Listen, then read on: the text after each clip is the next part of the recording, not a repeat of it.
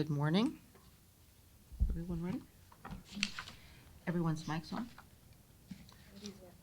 You have to switch it at the top. I think if there's feedback, if everyone has their mic on. We'll see. You'll find out. I don't think so. You'll find out. Oh, you're gonna wait? I don't need to speak right now. You're speaking. So, good morning, and welcome to a special meeting, which is our meeting to consider the budget guidelines and discuss it and bring it to, hopefully, to a proposed vote. The budget guidelines are being discussed for our fiscal year 2024, 2025. We actually began the process in August, and with a great deal of support from our budget director in particular, Roland Geiger, our comptroller, Pete Benarski, from Leslie Moriarty in particular, and Dan Ozesmir, as well as input from, Laura and Nisha working with Leslie and me. So, we welcome you. We've spent a great deal of time working on these, discussing them back and forth, discussing numbers, language in the text, and so we are looking forward to our budget discussions in February. So let me first ask Roland. Roland, would you like to go through and describe what had, we put in Exhibit 1, or would you prefer, how would you like to do this? Or would you prefer me to just go through that, or you're happy to discuss it? You have a, I'm sorry? You need the mic.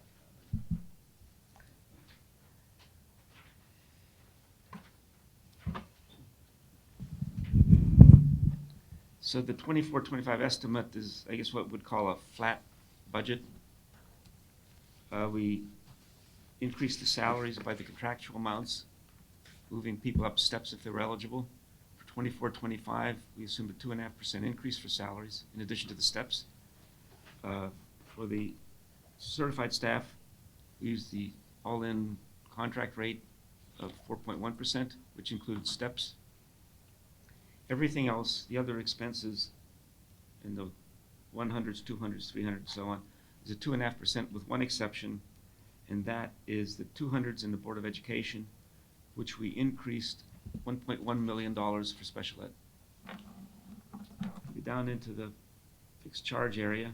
Well, before that, the utilities, based upon what the negotiations were with the utility companies, we increased it by 10%.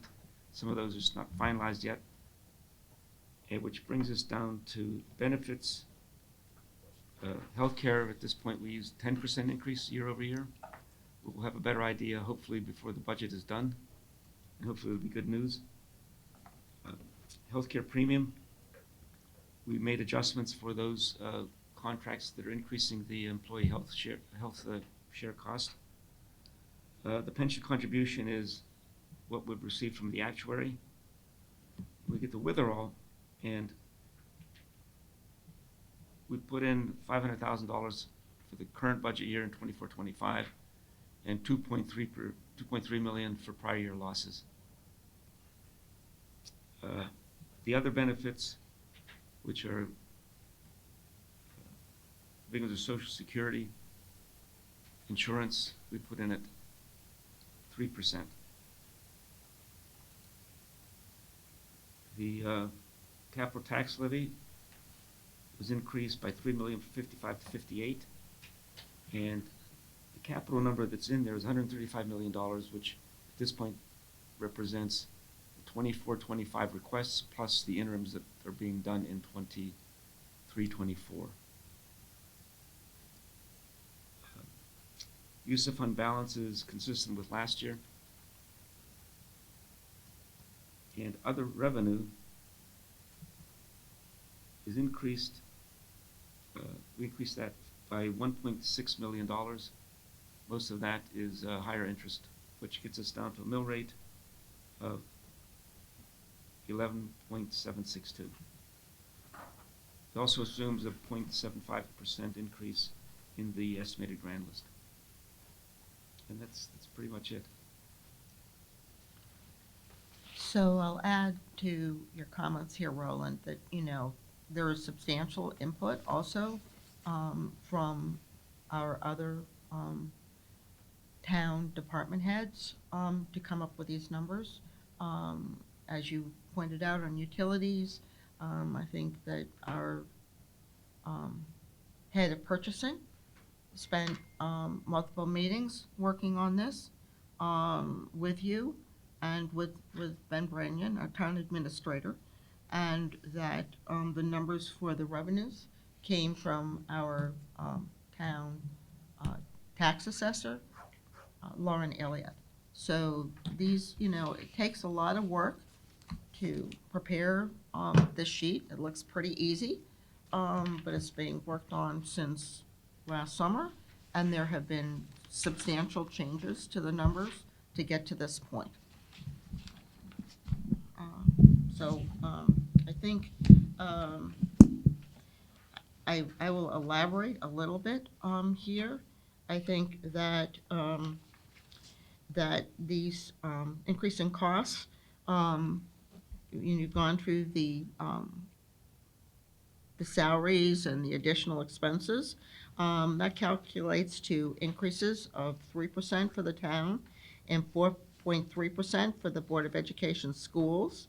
And allocating all employee costs, the town would increase by 5%, and the BOE schools would increase by 5.4%. The BOE schools increase does not include teacher pension fund contributions of $35 million, and those contributions are made by the state. In addition, I'd like to just, elaborate a bit on the capital number. In addition to the $135 million here for the general fund for our capital projects, there's also an additional $21 million which we're budgeting for the revenue funds for capital. So that would include the parking fund, Nathaniel Witherall, the sewer maintenance and improvement funds, the Griff Harris Golf Course, and the school's lunch fund. In addition, the guidelines estimate for capital includes $84 million of interim capital projects in fiscal '24, inclusive of the GHS soil remediation, Central Middle School, Hamilton Avenue School HVAC, Parkway Well, the aerial fire truck increase, that marginal increase, the multi-use path that we saw last month, the Round Hill Volunteer Fire Company firehouse renovation, and we hope to have that put forth the Budget Committee and the BET in our December meetings. And the Old Greenwich School, which we are optimistic, they'll be coming back for an interim. And so the numbers that we're looking at are estimated to be approximately $39.8 million in this current fiscal year 24. This leaves $51 million for the fiscal year capital project budget. Also, over the last couple of years, we've been putting together a 5-year plan for capital, and the guidelines include an estimate for a 5-year capital budget of $415 million, and that will hopefully help guide decisions for planning. So I wanted to add that to the comments that we've had. I think you've covered many of the other issues in terms of the operating, and I'm just looking to see if there's anything else. In addition to the revenues from our property taxes, there also have been budgeted in state revenues and grants, and pilot, which is payment in lieu of taxes funding, and that in these guidelines shows about a 3.1% increase. So, let's see if there's anything more that should be highlighted. I think that's about it. So I'll open this up to discussion, or maybe additional, if I've missed some things. I probably should add that the guidelines have many bullet points in addition to the assumptions. There are specific areas for discussion at the budget meetings. This is critical information to help our departments prepare. I expect that once the budget is received, we'll also be sending in the new BET questions that relate to that budget, and, both for operating and for capital. In addition, we had some additional budget information requests, and I think this follows what we've asked for in past years, but it's very specific to the needs and what we expect to happen in fiscal year '25. So now I'll open up to comments. Yeah. Leslie? I just wanted to start by talking about the process in general, because guidelines are helpful to the departments, more helpful when they come out a little earlier than they are this year, but they're still information before we've gotten the consolidated budget from the first selectman. But they're, as stated in the text, they're stated to be an understanding of continuing our current operations as we know that information today. And we would like in the budget process in this fall, in February and March, when we meet with the departments, to understand what may be changed, what opportunities they are for changing the way they do things that might result in efficiencies, but also initiatives which have not yet been started and which are needed to be started to meet those needs.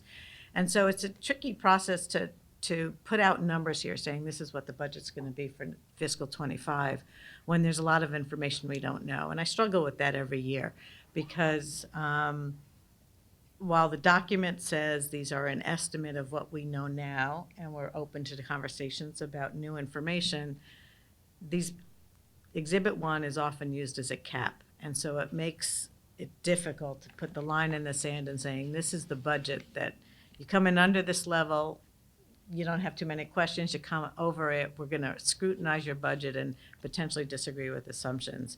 And so I struggle with that, and I'll put that out there because I know that on the Board of Ed side, there's some information that I think we know about that's not reflected in the numbers. But there are other line items in here which we have unanswered questions. The risk fund, which is having no contribution this year for another year. We do need to take an assessment of what liabilities the town may have there, and is that properly funded where it is.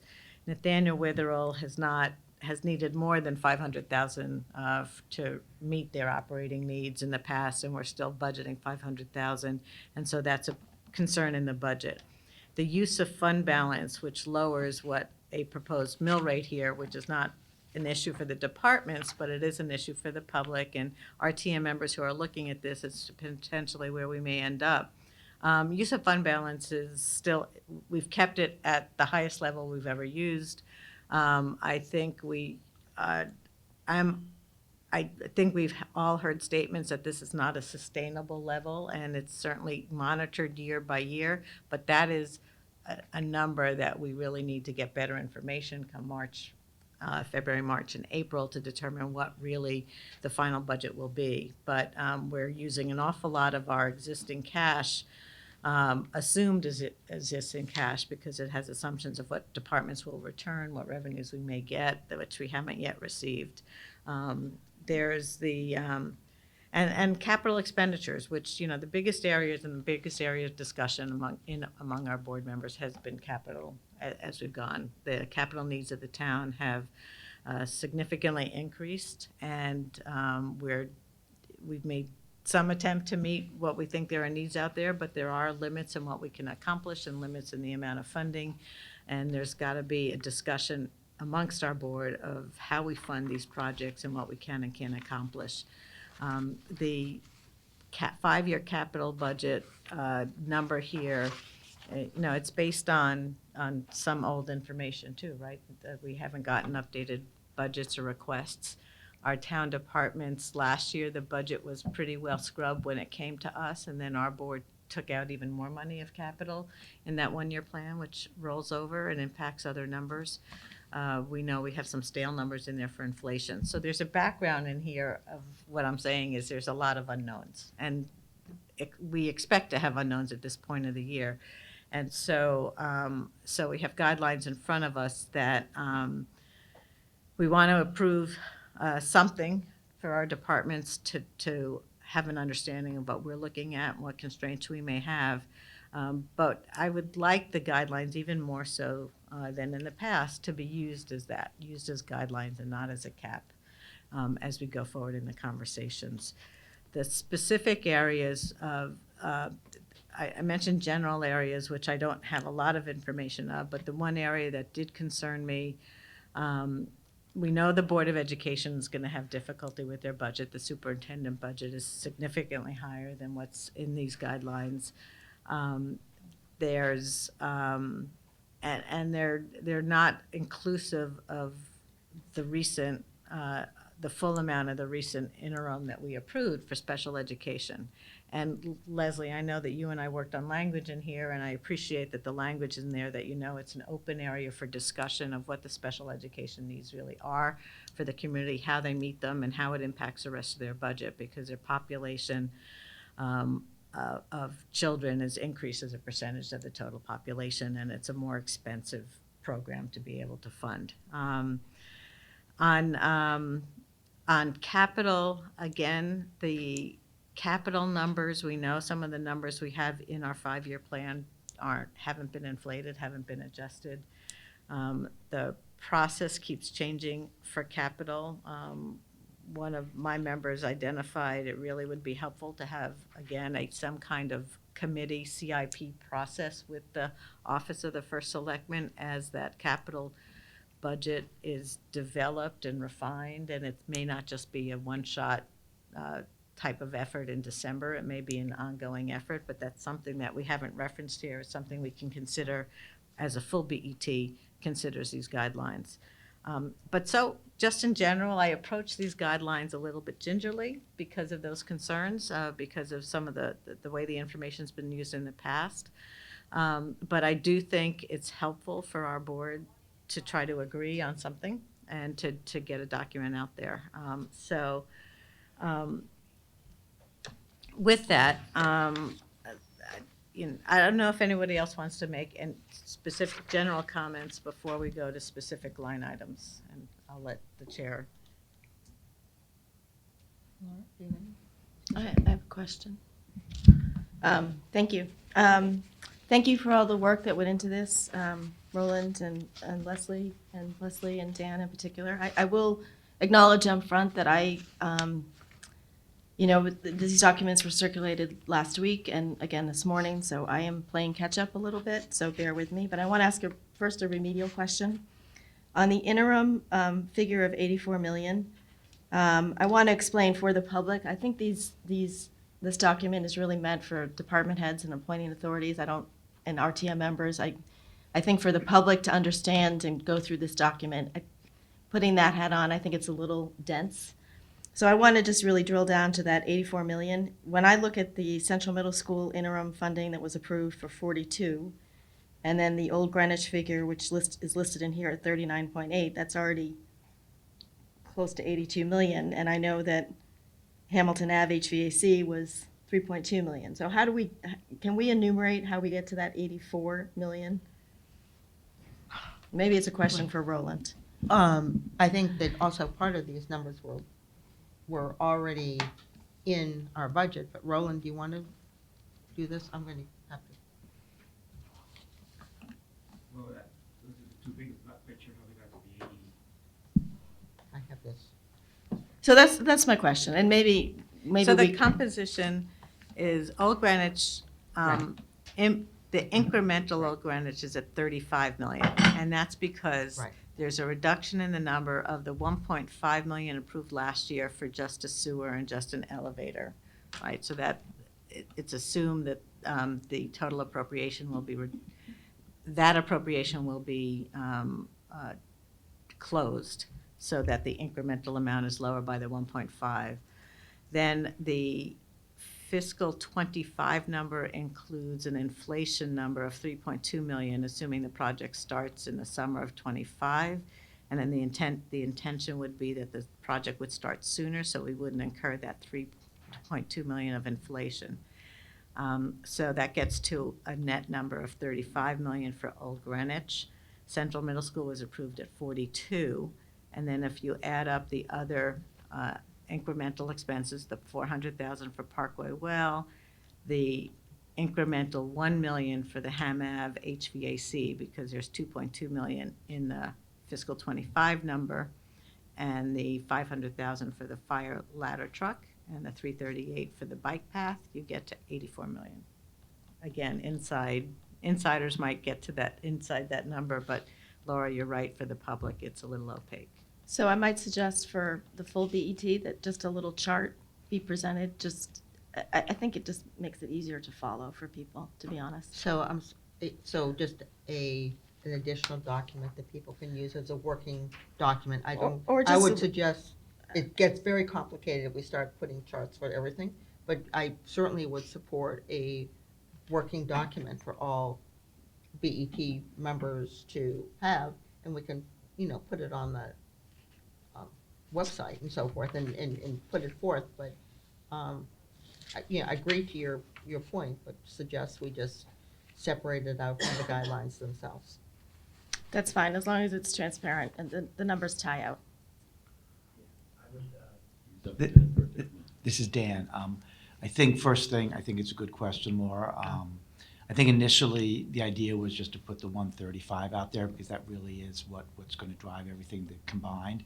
I think the idea to put the 84 in there was have a little more transparency, but I do think, I agree with you, people are going to take two of the big projects, add them up in their head, and not get to that number. So I do think, it may not need to be a chart, it may just need to be just, a listing of the items and the amounts or something like that. But, I do think we don't want people reading this and then thinking the numbers don't make sense. I think we'll figure it out by the time we approve the whole thing. But I think it's a good question and concern. And the other point, and substantive point, is really, these are very large interim projects. We normally operate this way. So I think we just need to give people an understanding of why we're including them in the fiscal '25 because of financing, right? I mean, we need to, Correct.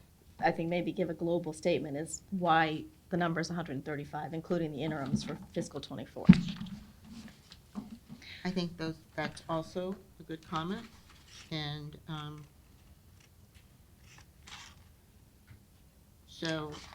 So, we can actually, perhaps that's a good idea to add within the guidelines versus having the separate documents, so, yeah, just a quick sentence or two. sentence or two, right?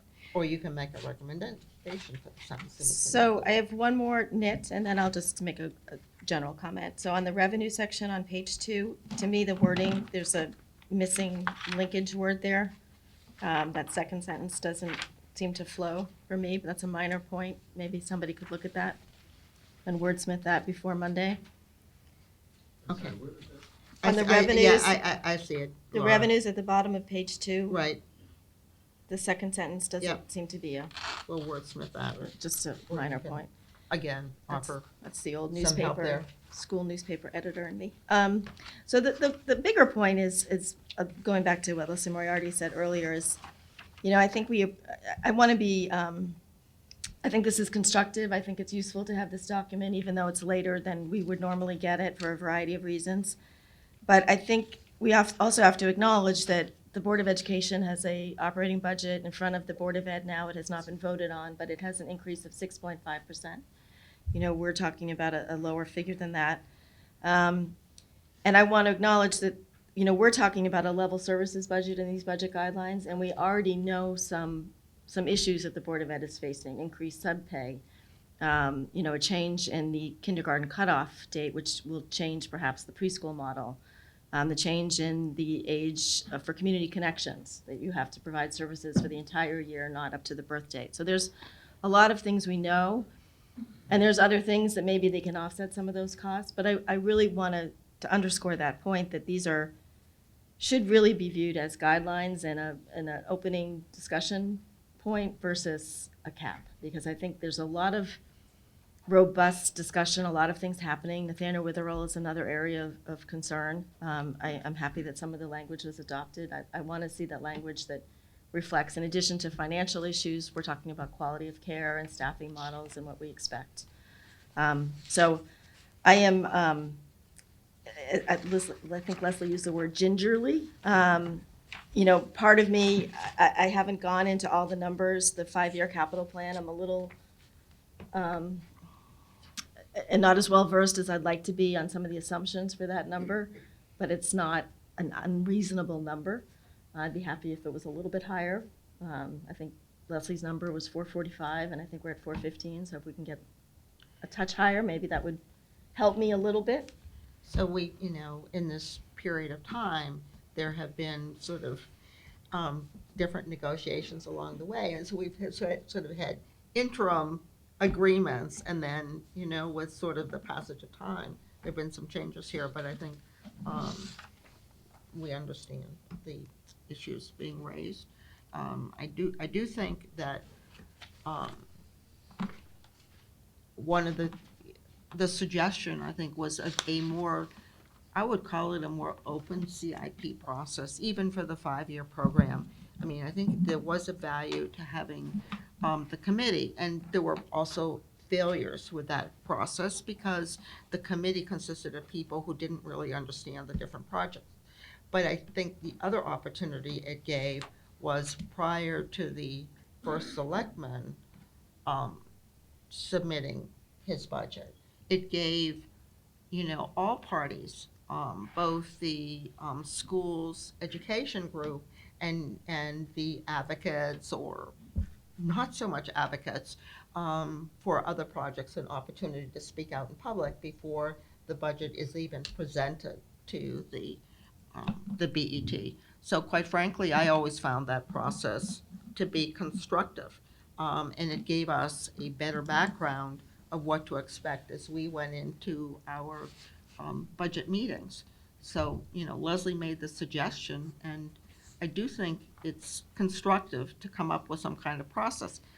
Whether that is reasonable to be created, you know, in the period that that the first selectman presents his budget, but I do think it is something that should be considered.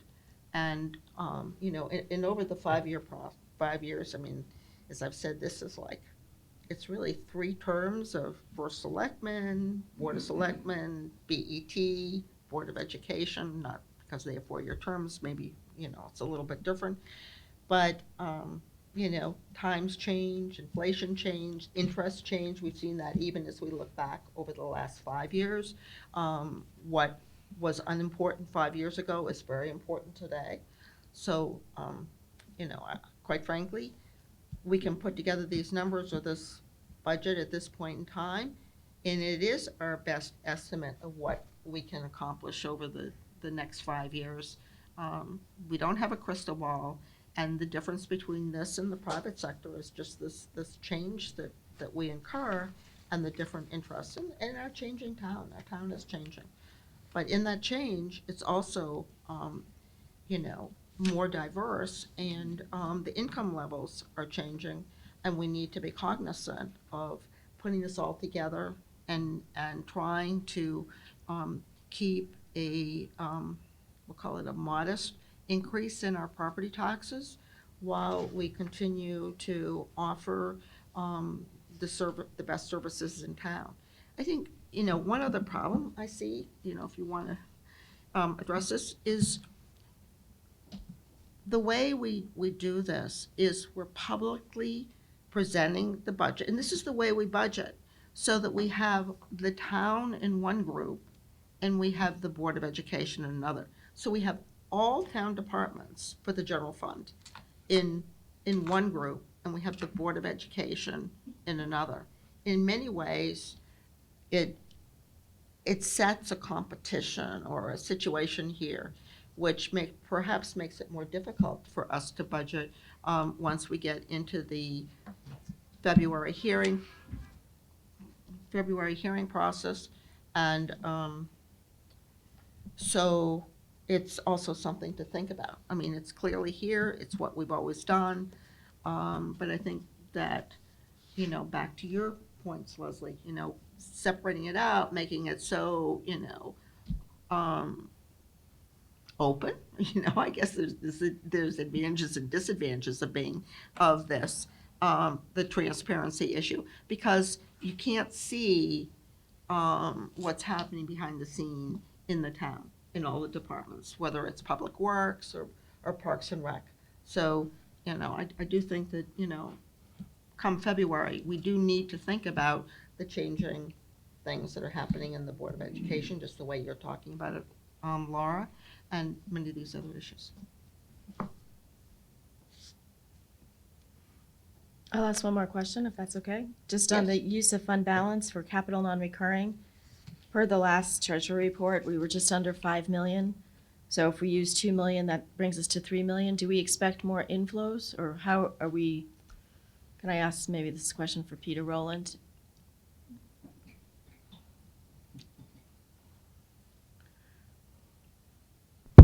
The answer is yes, but we haven't determined the amount that we're going to close out. Adam Ross works on that on a monthly basis. You don't have a feel for it.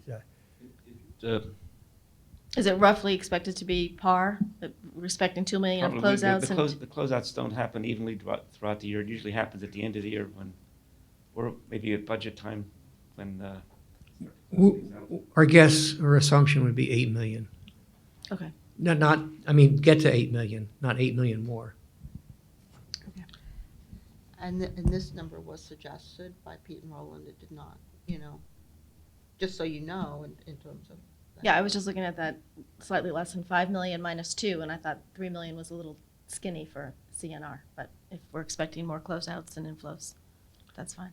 I think also one of the other issues that's happening is, the project's getting larger and larger, and we're doing, and we've accepted a process for bonding as interims too, that, since many are coming in multiple projects. I mean, as an example, last month, in the past, perhaps we would have put the Parkway well, maybe or maybe not, into the capital non-recurring, whereas, we bonded that because we had other projects as interims that we were, using the bonding process for.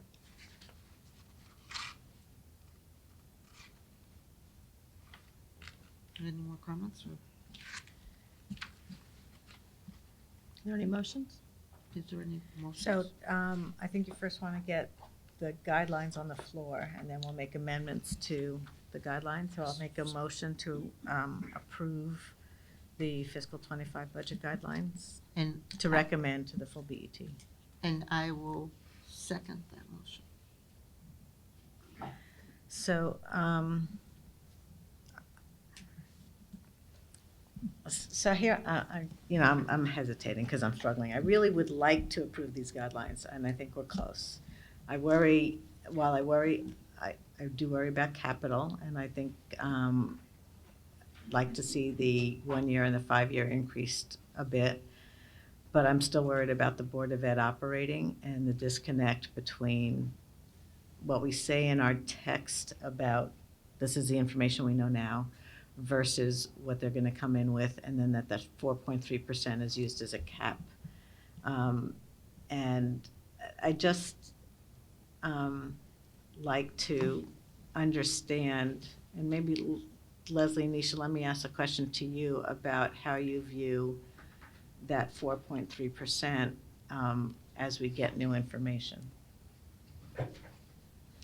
So, I'm sorry, how we view. So, I mean, How we only, view what? Just give me the the number. the 4.3% increase on the Board of Ed operating budget is what we're looking at in Exhibit 1. Oh, here.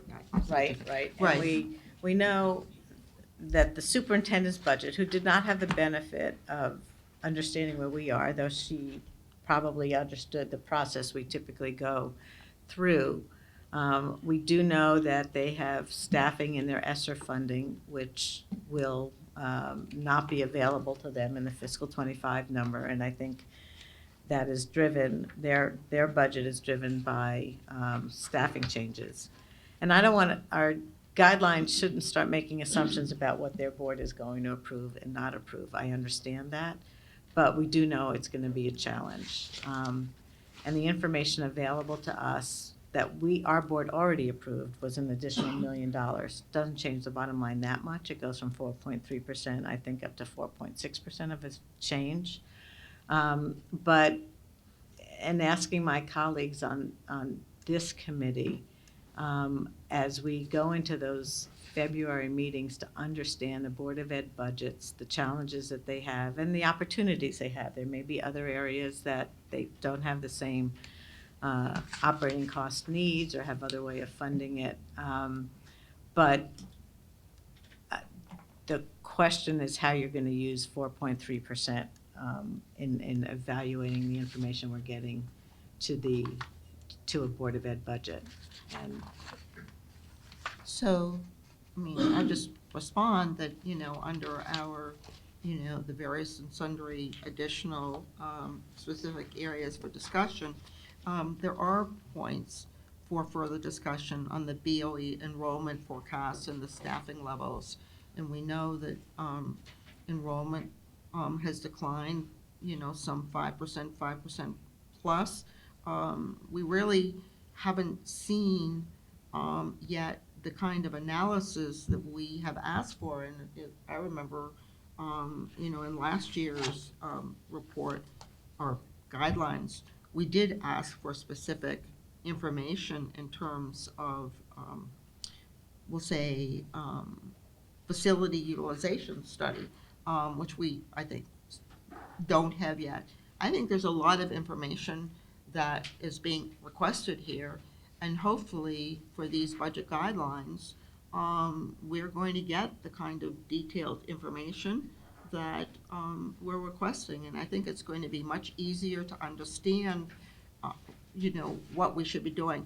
Quite frankly, we do recognize that there's a higher percentage of special needs students, in our schools, and that this needs to be addressed. And delivering, high quality education is, for our public education is really critical, for me, from my viewpoint. And, having the teachers to teach it. But quite frankly, at this point in time, I don't have this data. What we have done is to recognize that these costs have gone up, that, the 2.5% increase is insufficient perhaps to address these, and so have put that additional, as I think we've already said, $1.1 million into our 200s for the schools, recognizing these increases. I think none of us expected to have the interim that was requested this past month from schools, and was unanimously approved. But again, when things like this happen, it also impacts overall the town. So Laura, you brought up the fund balance. Well, that was an unexpected use of our fund balance. And when we get these kind of requests from the schools, it can be from other departments, it's usually closer we get to year end, so they're much better defined. At this point in time, it's still early in the process, and the schools did say that they may be returning some of these funds to us the way last year they asked for the $1.1 million, and actually they did return funds. So it's this balance. I think February, the BET and the Budget Committee will know more, and hopefully the Board of Education will help guide us through those discussions with more detail and focus to our specific questions. I think, quite frankly, when we ask the questions, there really are a limited number that go beyond our budget guidelines. And from my standpoint, I wasn't, I do have a lot of confidence in Blaise Leviton, their Chief Operating Officer. But I think, with the passage of time, he's, becoming more familiar. And I hopefully that the responses to some of these will be in the kind of detail that we need to, proceed and really work together to, address the issues that you're raising. And yes, we do have 4.3% here. We segregate that out from the town, which is at 3%. But quite frankly, I think that people So- work together. Let me do this just to get it on the record. I want to make a motion to amend to add $1 million to the 200s line for, actually, it won't just be in 200s, but I'll put it there for these purposes, for the Board of Education to cover the special education costs that were identified to us already in the interim we approved this year. Is there a second to Leslie's motion? I'll second, but I just want to clarify, you're putting it in 200s for ease, even though I'm putting for 200 for ease. If we go into the detail of that extra $1 million, most of it is It's in 100 100s. expenses. So we can put it in, also I'll make the change, change that to put it in the 100s. It was split between new positions and other 100s because some of it was OTPT consultant expenses. Do you think because it's special ed, it would be easier to put it into 200s? Well, I that's don't know. not, that's But not how that's we'll not, see that's it. not how it was I know, approved, it was I know. the staffing. So let's it's- put it in the other 100s. So the motion will be to add $1 million to the other 100s for the purposes of covering additional special education costs. I'll second that revised motion. The revised one. And I don't know if you're going to clarify, Leslie, but that's just something we already approved, and it's really part of the base, and it should be considered as such for fiscal '25. That's Is the that rationale. I think they may have additional requests, and that's part of what's covered in our February meetings. And I do, as I said before, appreciate the language in there. It does talk about what we need. We want more detail. I really understand their challenges and what's needed to cover it. But this board already approved $2.1 million to help the '24 budget in these areas. And so by adding this $1 million just gets to that 2.1 that we already approved for '24, to say that carries over into '25. And that means the 4.3 is 4 point, did you say 4.6? I think 4.6 is the new number. That's the, So I just, Leslie, you keep referring to that, what we've written, so I just want to read it, for the public. And this is under our section called Board of Education, Special Education. The BET Budget Committee continues its interest in understanding BOE efforts to control costs while delivering the appropriate special education services. Results and impacts from previously funded initiatives and the direction of out-of-district tuition and settlements should be discussed during the February meetings. The estimate projects an additional $1.1 million over the projected 2.50% to fund prior budget deficiencies. And that means fiscal year '23. The BET recognizes that a fiscal year '24 interim appropriation of $1 million was recently approved and expects further discussion of required total program staffing and costs for the fiscal year '25 budget. Are we ready to take a vote? Okay. Those in favor? So favor, Leslie and Laura, and those opposed? I'd just like to make a comment. I'm feeling a little uncomfortable on some of these discussions. I saw all the dialogue back and forth, and I wanted to just answer.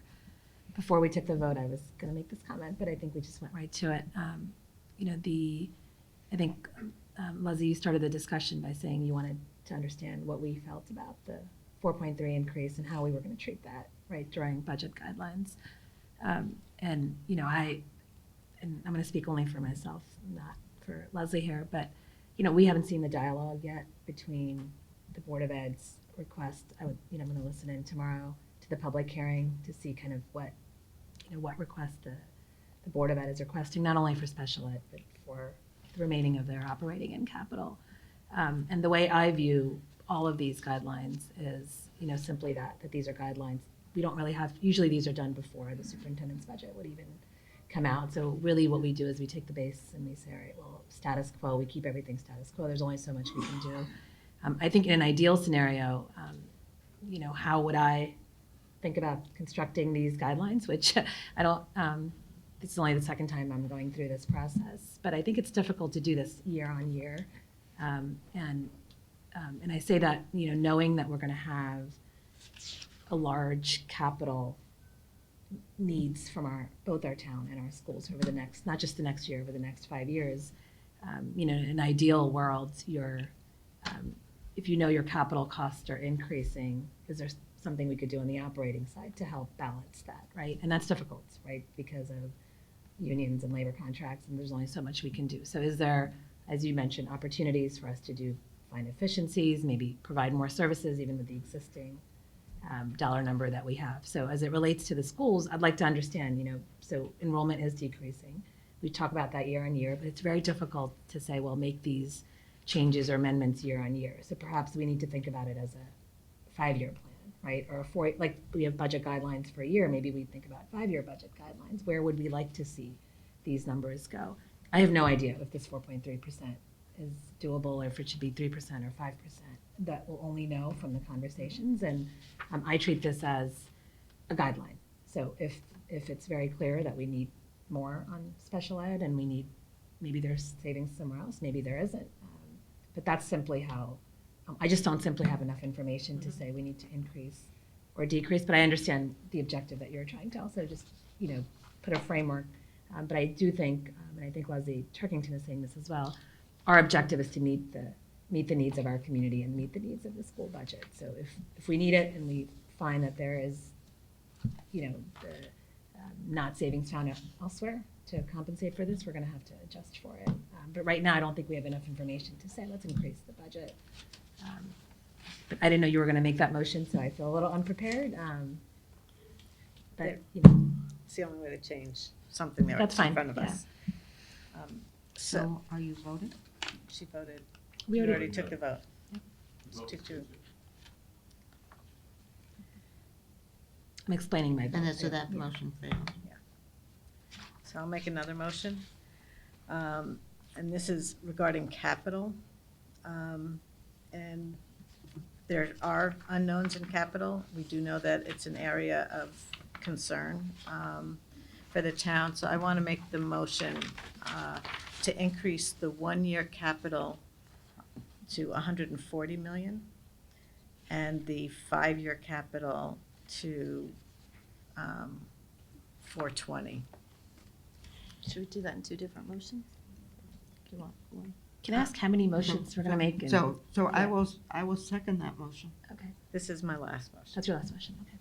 So Leslie's motion is to increase capital projects from $135 million to $140 million, inclusive of the fiscal year interim projects, correct?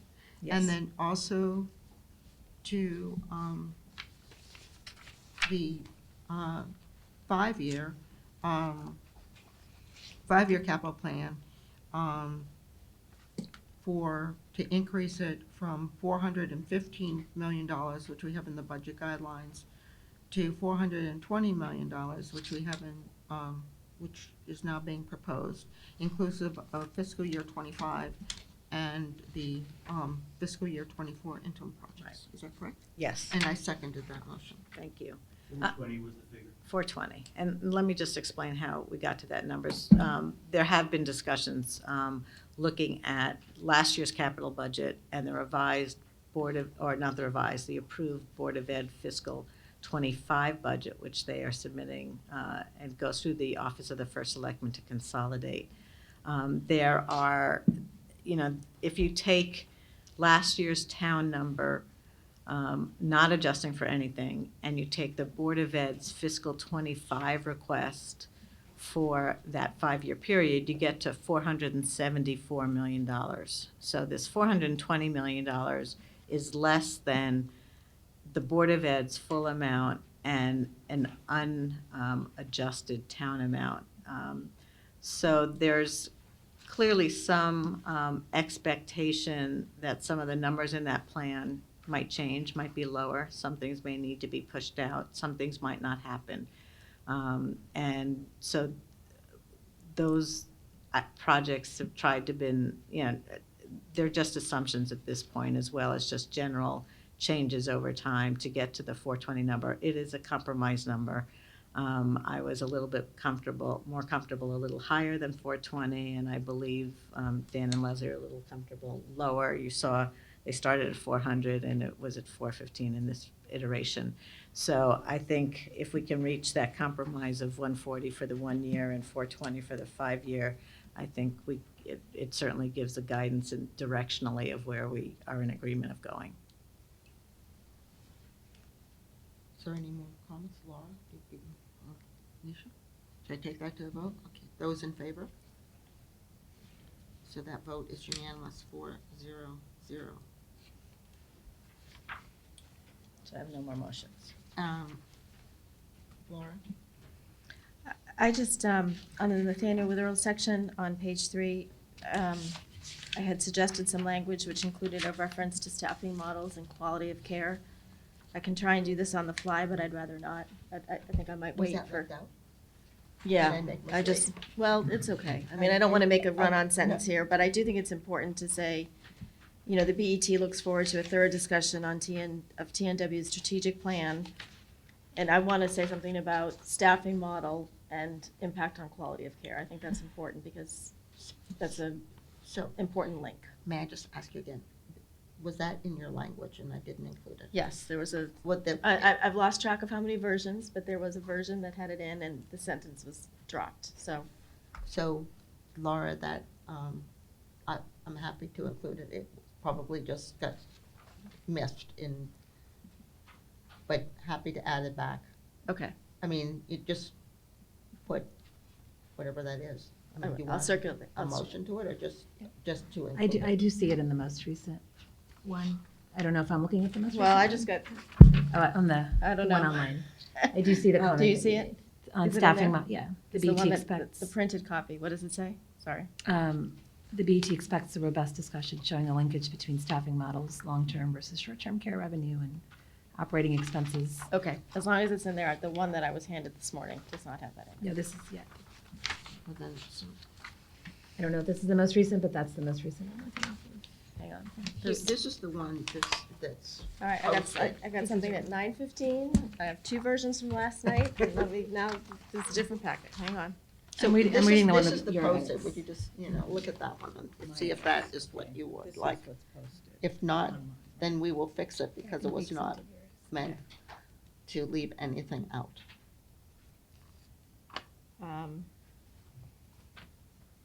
I am not seeing it in this document. Okay, then Maybe it's we'll posted. fix it. So we'll just fix it. That's my only, Okay, we'll fix it. I think we can do that offline if everyone's in agreement.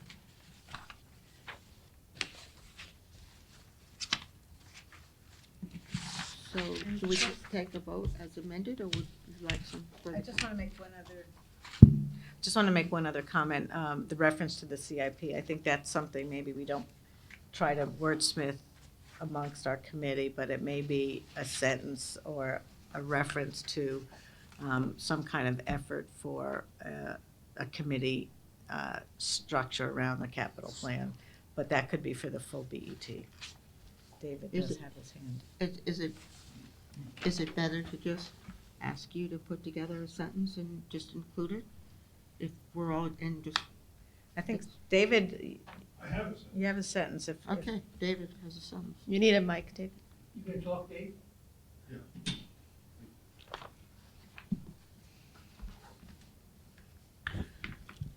It is. A little further away from me. It is recognized that capital numbers used in the 5-year capital plan are at this stage preliminary estimates. We request that the Office of First Selectman reinstate the CIP process with engagement by the BET to enhance both the prioritization of capital projects and the rigor to which costs are calculated. So, in spirit, I don't have any issue with that, but perhaps we could just take that language and give it to Ms. Moriarty, and she could make it in the same kind of tone that we have here in the document? Because there's a couple of things there that seemed a little bit different. Yeah. Yeah. Dan? Ms. Dan, if you don't mind, I think when we started on this journey a couple of years ago as a board in terms of the CIP process and kind of thinking about the, how to do the planning, I think we all knew that we needed to make improvements. I'm certainly gratified to see, the discussion around, kind of some 5-year numbers in planning.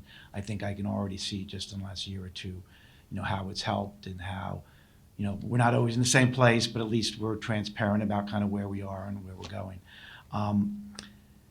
My only concern about the language, I know David's language is well-meaning, my only concern about it is, I think by using the word CIP process, I think we're implying that we're gonna go back to what we did 3 years ago. And I know that's probably not what David means, but I think that word it concerns me because as Ben Branyan said at the finance meeting when we talked about the League of Women Voters report, the previous process got us where we were 2-3 years ago.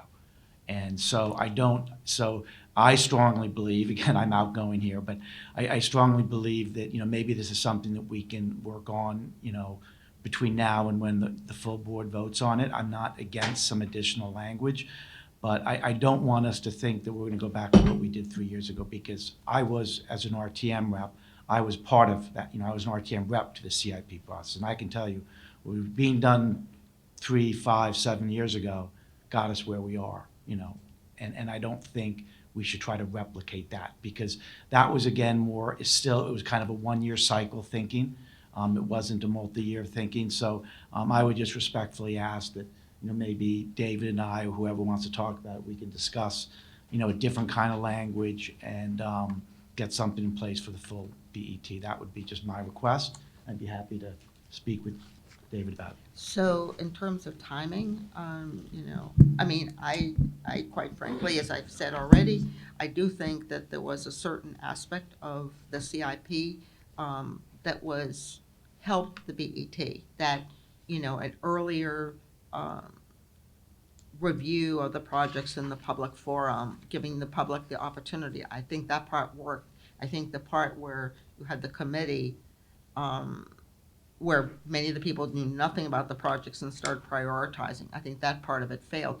I think that, I certainly support language, but I don't want to revert to what we were because I agree with Dan. I think there's a lot that we've made progress here, but that doesn't say that progress can't be improved and that we don't need more input. And I do like the idea that even if you're only looking at the next year of the budget and not the total 5 years, or you're looking at all 5 years, that you get that additional input that can, I think, help the first selectman to prioritize. And in one of the things here that we've said, once again, and I think it's critically important, that that we do want better prioritization of our capital, and it's a requirement of the charter, and so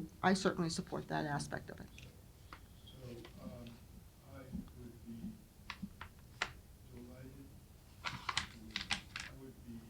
Delighted to work with you, Dan. I'll send you this language and we can talk on the phone and then put something. The only thing is time is a factor here. I know a week from Monday is when we're having the BET, but even in these days, it would be useful to give some indication to Ben and the others that this is the direction of travel so that they can start thinking about how they want to implement it. But yes, I'll send the language to you, Dan. Would be overjoyed to work with you on getting it.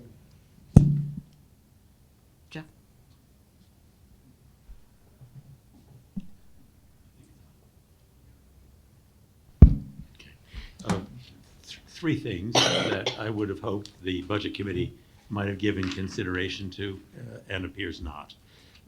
Number one appears near the top of page 2, where you say the base operating budget assumptions include salaries at contractual and expected obligations, including steps, increase of non-salary account costs at 2.5%, and an additional 1.1 million added to schools for ongoing special ed out-of-district cost increases incurred. There's a piece of it that I think you haven't done that, and I think it's a mistake to say that you have when you haven't. Number one, when you have the superintendent proposing budget increases, principally at the 100s operating costs, at 6.5%, you haven't sat down and taken a look to see where the superintendent is proposing ongoing obligations that you haven't considered and wrapped into the numbers that you have. And the salient example was the one perhaps raised by Mrs. Moriarty when she pointed out that you have a number of positions that are presently being funded by ESSER money. Those positions you know are going to be continued, and you know the ESSER money is not going to be funding it in the upcoming year. You haven't done what you say you're doing in the guidelines unless you add a factor in to pick up in additional funding in our budget the money that previously was being funded by ESSER money.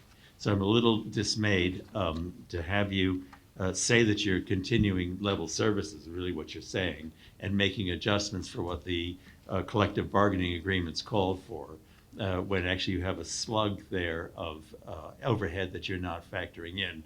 I think that's a mistake.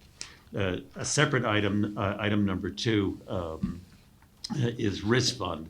It will tie in just a second to the third remark that I want to make about fund balance altogether. You're finishing the year, it would look right now, your balance in the risk fund, according to the controller, is a little over $1.8 million. We typically have funded risk fund going forward in a new year at about $3 million. The last year, the last full fiscal year that was prior to COVID was the 2018-2019 year, and in that year settlements totaled $3.2 million. That was a relative high. In most of the prior years, the settlements for the year were less, but all of them were in the $2 million and change range, some of the high 2s, some of the low 2s. That's the perspective. For the last couple of years in COVID, because the courts were down, I don't think that that's a good benchmark for you to use.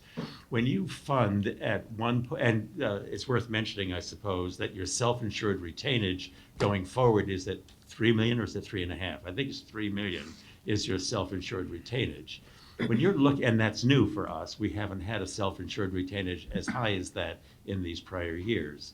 When you're funding that at $1.2 million, 2 things are happening.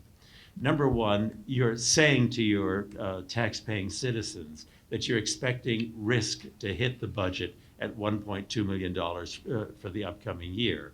And if that's not really the case, if you're really expecting it's more likely to be $2, $2.5, or $3 million, I don't think you've been frank with your taxpayers in the budget that you've presented, and I think you should be frank with the taxpayers. The second effect is that, of course, when you experience those losses in settlements or judgments or whatever it is, it has to be paid. Well, where does it get paid? It gets paid out of fund balance. And that gets to my third point, the fund balance issue. Your fund balance right now, the controller tells us, is roughly $68.8 million. That was the number at the end of the recently completed fiscal year 23. Pete has said in an email to me that I would think was shared with everybody that he has no reason to assume that that won't be more or less what the fund balance is at the end of the current fiscal year. Pete, tell me if I've got that wrong. So let's just say hypothetically that you're expecting the fund balance to be at $68.8 million. You're talking about using fund balance of $21.5 million to reduce mill rate. You're going to use another $2.3 million to pay off the accumulated negative fund balance at Nathaniel Witherell. And by the way, I think there's some reasonable concern that that number might be a snip higher, not astronomically higher, but a little higher than that when you get done. So now you're talking about a use of fund balance at $23.8 million. You're also using capital non-recurring for another $2 million. which means additional funding that won't be available to you for at least capital projects on interims during the year. And if you're going to end up using, let's say, $1.2 million of additional fund balance to pick up what you didn't fund in risk fund, when you tally those together, you're talking about dipping into cash to subsidize mostly operating, but a small part capital, at about $27 million. The math gets you to not quite the minimums of what we talked about in our fund balance policy. It's just a policy. We don't have to adhere to our policies, but we talk about wanting to run fund balance between 8 and 15% of the amount to be financed figure that we put into a budget, which is about $500,000 this year. Millie? Your amount to be financed in this, No, you said well, because I 500 didn't you said- adjust for the You modification. said 500,000. You Uh, meant 500 million. I'm so sorry. Just so we're listening. You know we're listening. It was aspirational, so maybe you can forgive it. I said $500 million. I didn't adjust that number for the changes that you just voted. There's going to be slightly different. And so I think that's a concern. So I have 3 areas of concern. One, I don't think you've been quite frank with doing what you say you're doing. Just on- please to the facts, not your opinions on being honest. No, well, I'm not rendering opinions on people's honesty. I'm sorry. It's a figure of speech of whether or not the numbers that we're talking about are adequate and appropriate reflections for what you should be having in guidelines. I think you should be considering making an adjustment to guidelines to pick up what you know to be additional 100s overhead in schools. I think you should be funding another $1.2 million in risk fund, and I think you should be considering very carefully whether or not it's sound for you to be taking the dip into fund balance and reduction of mill rate that you're planning to do to make the mill rate projections that you're picking in the guidelines workable. So thank you, Jeff, for your comments. I do, will say that we did have the audit letter from our controller. We've all reviewed, potential lawsuits or anything that's been filed out there and taken these things into consideration. In terms of fund balance, we also know that in the past, we also included the other funds. Quite frankly, I think that was a mistake. Perhaps our, in a future policy committee, or whatever we are, debt and fund balance policy, when we look at that again, we need to look at what funds should be included when we compute that.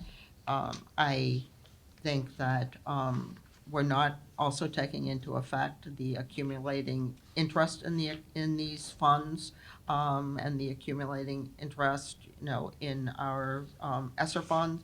So I do think that we are prudent, and we're also trying to balance what is prudent and reasonably fiscally conservative with delivering the services that our taxpayers want and taking into effect risk. I think risk management is clearly something that we on the budget committee are, I think all observe. And quite frankly, at this point in time, I believe that the kind of risks you're raising really are probably not as important in this budget cycle. But I think we have to be very careful in terms of using fund balance. There's no question about that. I think, the additional funds requested by the BOE out of the, operating budget, especially so early in the cycle, was was unusual. And so, that obviously has impacted our fund balance. And we just, we'll be looking at that in February, but I also believe there may be other things that will balance out with that. Perhaps, as Roland said, our, health benefit costs won't be as high as perhaps the 10% increase. And so that's what our February meetings are for. It's to really, get a better handle on how we all can work together, all departments in our BET, to make sure that we're addressing the needs, but also knowing that we've been in a more inflationary environment, that not all families in Greenwich are as fortunate as some of them are, and that they pay taxes, whether they pay those taxes directly because of home ownership or indirectly through their rents. And of course, we know taxes are passed through. So I thank you for your comments. At this point in time, I'd like to, if we have no more comments from our committee, I'd just like to take a vote on the budget guidelines. Can I just? Oh, I'm sorry, Laura. So I just want I to, apologize. no, that's okay. I just wanted to make one comment and then a question for Roland. So I just, you know, you've mentioned a couple times that the Board of Ed came before us early in the process for the interim for special ed, but I just want to note that this was identified as a key risk factor in the budget that we discussed last year. And last year, they had to implement a spending freeze. And we were trying not to do that again. So I think it's appropriate. It is maybe slightly different than the way things have happened in the past, but I don't think it was irresponsible. I think it was a responsible course of action I to didn't- address it as it was. And I'm not putting words in your mouth, I'm just Right. making that comment. So the upshot of the motions that were made to really for the 1 year increase capital from 135 to 140, Roland, on Exhibit 1, it really has no impact because borrowings just go up by 5 million. Capital tax levy stays the same. So the only change to Exhibit 1 is the 135 goes to 140. Nothing else changes. But the borrowing figure will go up by 5 million. Thank you. But And I there's- think that's a good point. I mean, a question, should the amendment be changed to include both the amended No, we- Exhibit 1, or just, I think when we approve that amendment, it has to flow through the document, and the document needs to be internally consistent. So Right. it's gonna be recalculated. The 5-year number shows up in the text in several places, so we'll have to go through it carefully. And the other thing we didn't take a vote on, but we all agreed to restore Laura's language or to modify the Nathaniel Witherell section to reflect the concerns that she had and was shared in an email last night. That language was changed to what was posted on the document, but we can, as long as everyone here is in agreement that we can make that change. And then I'd like to make sure that once we approve these, that the approved version also appears on our website. And I know that once the full BET approves, but in the budget committee page, not just the draft, but then the modified version will appear in that page. and I think that once they're modified for these few changes that we've talked about, then just circulate it internally. I mean, we can talk about it, but then make sure that all the budget committee Yeah, we should all review it. members, to make sure that all the points you've raised are. Yeah, if we corrected, could put it someone- on the OneDrive like we do for minutes, and if anyone has comments, our suggestions, not direct edits, I think that would be helpful. Just, it's been a little hard to keep track. I do think that's an area Samantha can help us with greatly, is our better use of the OneDrive and the way we share documents and store important historical documents is really an area that we can improve. So I would just like to say that if we could just do it in our regular way of tracking changes, at least over the next rest of the day, that would probably make life easier. But if you would insist on the OneDrive, then we'll work. We'll better. save that for the new BET. I'm happy to, We however have to it vote gets on done, it. we'll get it done. So, may I take a vote on the amended guidelines as moved by Leslie, seconded by me. Those in favor? Okay, so the guidelines are approved by unanimous vote 4-0-0. So I would like to once again thank, I have to start with Roland Geiger, Pete Menarski, Leslie Moriarty, Nisha Aurora, Laura Erickson, and Dan Ozasmir in particular. It's been a long path, and there have been many others that have contributed and helped us here. But I'm thankful to all, and have a good afternoon. And we'll work on some of these changes. Move to So- adjourn? Motion to adjourn. Motion to adjourn. Made the motion to It's adjourn. 12:28. Second. Seconded by Leslie. And those in favor? Aye. So Thank you.